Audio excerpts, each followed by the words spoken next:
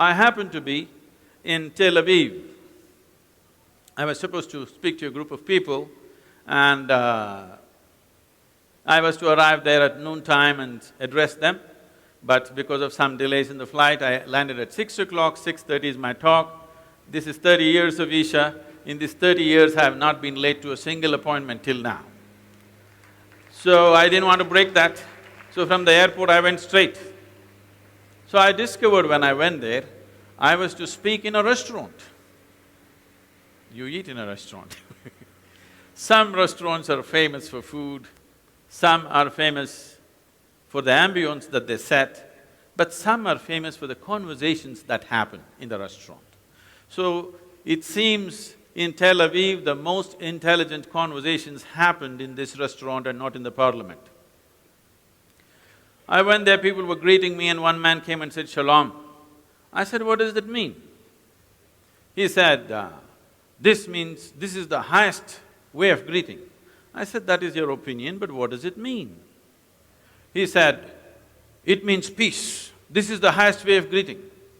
I said, "Why would peace be the highest way of greeting unless you're born in Middle East?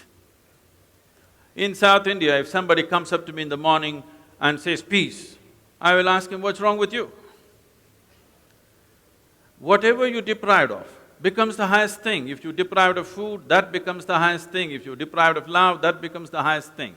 If all these things are taken care of, one thing that a human being will always long for is to be free from everything. To be free essentially means to move from a compulsive nature of existence to a conscious nature of existence. This is what is needed right now in our country as a nation. We evolved a system as to how to develop an individual human being. We never evolved a system as to how to develop a society. This system we called as Samskriti. Today, this word is being dismissed as culture. It is not culture. Sam means equanimous, kriti means to do. To do life in an equanimous manner. Another meaning for some is exuberance, another meaning for some is well. To do your life in an equanimous way, in an exuberant way, and doing it well. If you do this, everything around you will be okay. Today we are trying to impose moral codes upon our society. You need to understand, India is a society without morality because we always relied on stirring up our humanity rather than depending upon the morality. The morality of one person is an obscenity for another person. So we always had means and ways and tools as to how to stir up the humanity within us, and that humanity has been the basis of this nation. It is that fundamental human longing to become free which has been the main thread, which is holding all these multiple cultures together as one nation. Though it is being propagated like India was born in 1947, no. The other cultures everywhere in the world experience this as one nation for thousands of years.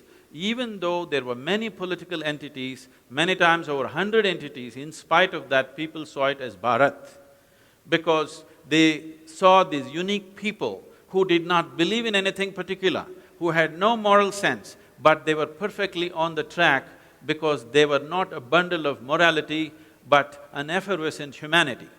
This has to be brought back into India because when you are a seeker, you are not in collision with anybody. When you are a seeker, there is a certain humility about you because you have not assumed anything. You can become a seeker only when you realize the immensity of I do not know. If you realize the immensity that you do not know so many things about the existence, with so much science and technology, we still cannot figure one single atom in its entirety. That is the reality of our existence.